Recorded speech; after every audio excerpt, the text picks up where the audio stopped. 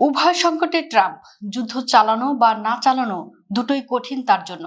CNN. ইরানে হামলা চালিয়ে কঠিন দ্বিমুখী সংকটে পড়েছেন মার্কিন প্রেসিডেন্ট ডোনাল্ড ট্রাম্প।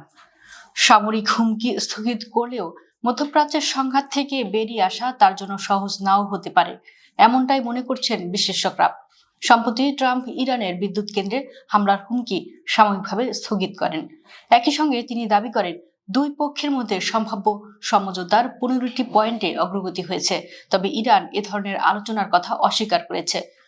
বিশ্লেষকদের মতে যুদ্ধ শুরু করা সহজ হলেও তা থামানো কঠিন, বিশেষ করে এই সংঘাত এখন এমন এক পর্যায়ে পৌঁছেছে যেখানে সামান্য উত্তেজনাও বড় আকার নিতে পারে। হরমুজ প্রণালী বন্ধের হুমকি দিয়ে ইরান ইতোমধ্যে বিশ্ব অর্থনীতিকে চাপে ফেলে দিয়েছে। অপরদিকে যুক্তরাষ্ট্র কঠোর সামরিক অবস্থান নিয়েছে। ট্রাম্পের সাম্প্রতিক অবস্থান কিছুটা উত্তেজনা কমানোর ইঙ্গিত দেয়, তবে তার বক্তব্যে ধারাবাহিকতার অভাব নিয়ে প্রশ্ন উঠেছে। একদিকে তিনি শান্তির কথা বলছেন, অন্যদিকে হামলার প্রস্তুতি বজায় রেখেছেন। এ কারণে তার ঘোষণাগুলোর বিশ্বাসযোগ্যতা নিয়েও সন্দেহ তৈরি হয়েছে। অন্যদিকে ট্রাম্পের এই সিদ্ধান্তের পেছনে অর্থনৈতিক কারণও থাকতে পারে বলে ধারণা করা হচ্ছে। তার ঘোষণার পর শেয়ার বাজারে ইতিবাচক প্রভাব পড়ে। প্রধান সূচকগুলো 1% বেশি বেড়েছে। একই সঙ্গে বৈশ্বিক তেলের দামও কমেছে। তবে বিশ্লেষকরা বলছেন ট্রাম্প সময় কিনতে চাইছেন, কারণ সম্ভাব্য বড় ধরনের সামরিক অভিযানের জন্য প্রয়োজনীয় মার্কিন বাহিনী এখনো পুরোপুরি প্রস্তুত নয়। খার্ক আইল্যান্ড বা হরমুজ প্রণালীর গুরুত্বপূর্ণ অঞ্চল দখলের মতো অভিযান চালাতে আরো সময় লাগতে পারে। তবে ইরানের অবস্থানও কঠোর। দীর্ঘ হামলার পর দেশটি আরো আপোষহীন হয়ে উঠতে পারে, বিশেষ করে তাদের শীর্ষ নেতৃত্বে ক্ষয়ক্ষতির পর কঠোরপন্থীদের প্রভাব বাড়ার শঙ্কা রয়েছে। এতে সম্ভাব্য আলোচনা আরো জটিল হয়ে উঠতে পারে। এখানে ট্রাম্পের প্রস্তাবিত শর্তগুলো বড় বাধা। ইরানের পারমাণবিক কর্মসূচি ও দূরপাল্লার ক্ষেপণাস্ত্র ত্যাগের দাবি তেহরানের জন্য গ্রহণযোগ্য নাও হতে পারে, কারণ সাম্প্রতিক হামলা তাদের এমন এক প্রতিরক্ষা সক্ষমতার প্রয়োজনীয়তা আরো জোরালোভাবে দেখিয়েছে। এদিকে যুদ্ধ দীর্ঘায়িত হলে ট্রাম্পের সামনে বিকল্পগুলো সীমিত হয়ে পড়বে। হামলা বাড়ালে পরিস্থিতি আরো অনিশ্চিত হতে পারে।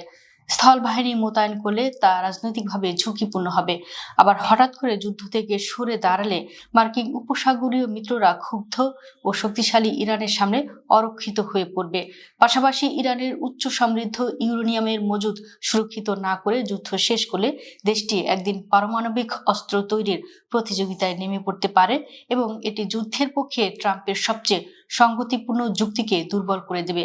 সব মিলিয়ে ইরান ইস্যুতে ট্রাম্প এমন এক কঠিন দ্বিমুখী সংকটে পড়েছেন যেখানে সহজ কোনো সমাধান নেই।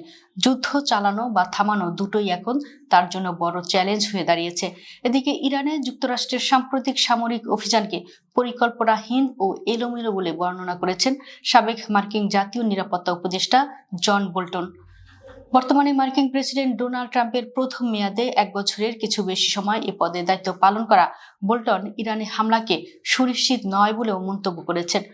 বোল্টন আরও বলেন, এজন্য মার্কিন জনগণ প্রস্তুত ছিল না, কংগ্রেসও প্রস্তুত ছিল না, এমনকি মিত্র দেশগুলো প্রস্তুত ছিল না। বিশ্বের মোট তেল ও তরলীকৃত প্রাকৃতিক গ্যাসের প্রায় 1/5 হরমুজ প্রণালীর মধ্য দিয়ে পরিবহন করা হয়। বোল্টন বলেন, ইরান বুঝতে পেরেছে যে এই প্রণালী অবরোধ করলে তারা কতটা ধ্বংসাত্মক পরিস্থিতি তৈরি করতে পারে।